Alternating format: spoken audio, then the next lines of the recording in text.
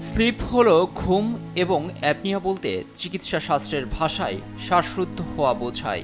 সেই হিসেবে slip apnea বলতে ঘুমানোর সময় শ্বাসনালী কিছু সময়ের জন্য বন্ধ হয়ে যাওয়া।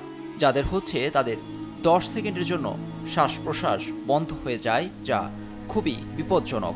হতে পারে মস্তিষ্ক ক্ষতিগ্রস্ত, ঢলে পড়তে পারে মৃত্যুর কোলে। বিভিন্ন সময় গবেষণায় এসেছে স্লিপ অ্যাপনিয়া কোনো বিরল রোগ নয়। অনেক মানুষই অজান্তে বছরের পর বছর ভুগছেন এই রোগে। এক পরিসংখ্যানে জানা গেছে 4% মানুষ ভুগছেন স্লিপ অ্যাপনিয়ায়, যার মধ্যে 25% মধ্যবয়সী পুরুষ এবং 9% একই বয়সের নারী।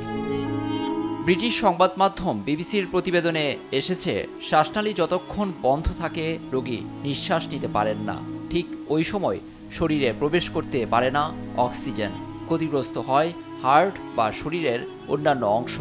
দীর্ঘদিন এই সমস্যা বয়ে বেড়ালে ডায়াবেটিস, স্ট্রোক, উচ্চ রক্তচাপের মতো ঝুঁকি বেড়ে যায় কয়েক গুণ।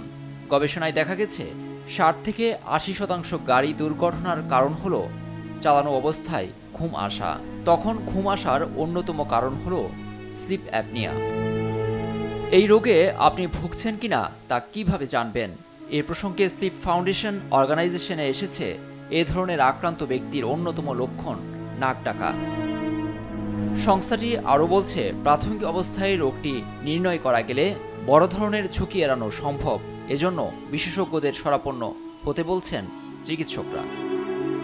লুৎফর কবির, নিউজ ডেস্ক, দেশ টিভি।